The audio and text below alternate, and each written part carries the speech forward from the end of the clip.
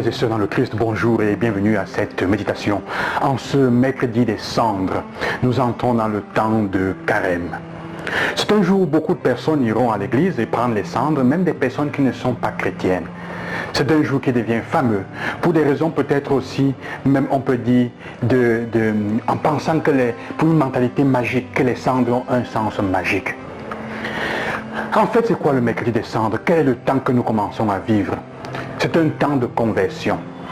Ça veut dire quoi? Il y a des gens qui vont vous dire, je ne sais même pas de quoi j'ai besoin de me convertir. Je n'ai même pas besoin de me convertir.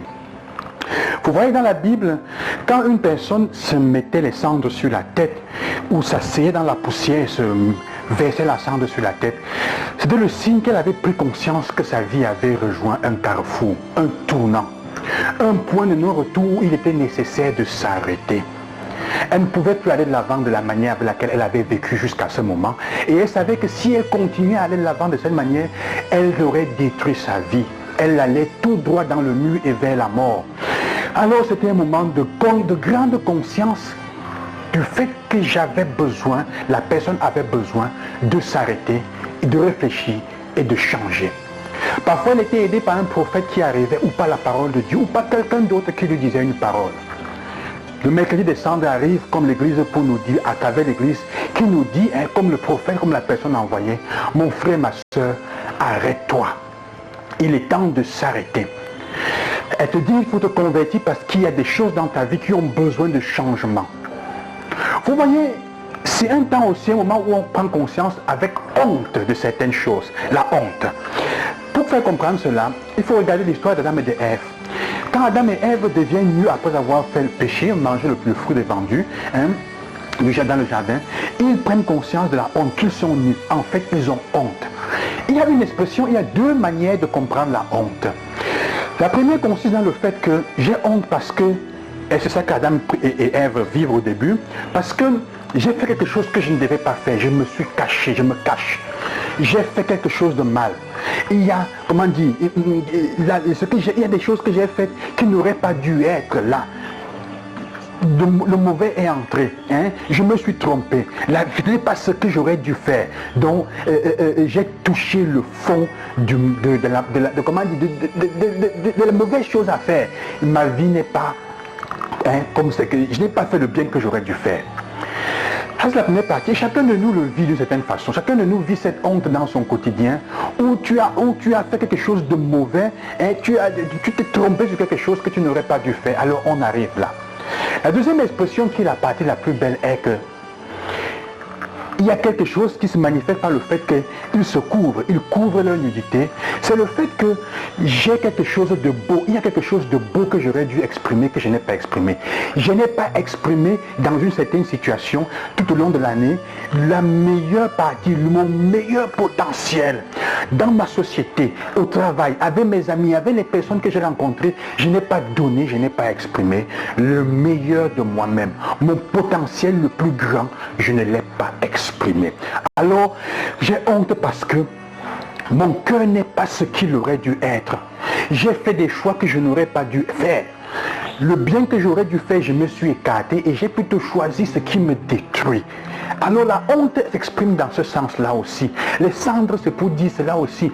Donc, je n'ai pas été la meilleure expression de moi-même. J'ai honte parce que je vois le potentiel que j'aurais pu exprimer, le meilleur de moi-même, la beauté que j'aurais dû dire, la partie incroyable qu'il y a en moi que j'aurais dû être, et je ne l'ai pas été.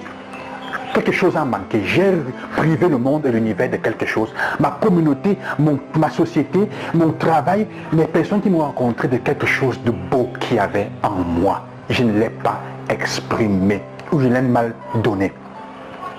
C'est ça notre expression. Mais ce qu'il y a ici, plus que la honte, le mercredi des cendres va au-delà de la honte. Il nous porte dans quoi? Il nous porte dans ce que nous pourrions appeler cette dimension. Il est fait, les cendres nous sont imposées sur le front avec un signe de croix. Le mercredi des cendres. C'est ça la chose la plus importante. Frères et sœurs, si tu as déjà reçu les cendres, ou au moment où tu les recevras, quand on va te mettre sur le front des cendres, quel que soit ce qu'on va dire, quelle que soit la parole, convertis-toi et crois en l'évangile, tu es cendre et poussière et tu retourneras poussière. Quand tu vas écouter, Sache que c'est l'expression, Dieu est en ce moment en train de te dire une seule chose, mon frère, ma soeur. Quand on met le cendre sur ton front, il sera en train de te dire, tu es mien, tu m'appartiens. Avec ton cœur blessé et avec ton cœur erroné, avec ce que tu aurais dû être, tes péchés m'appartiennent. Donne-les-moi.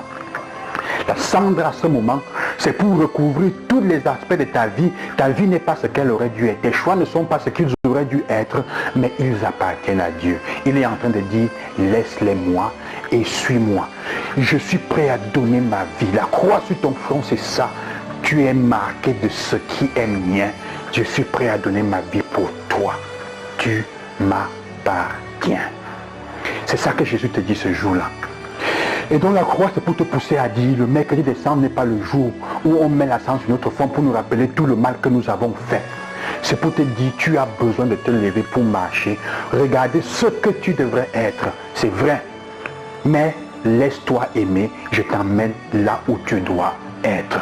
Regarde devant et suis-moi. Le mercredi des cendres nous fait comprendre que nous sommes des pécheurs, mais nous avons un sauveur.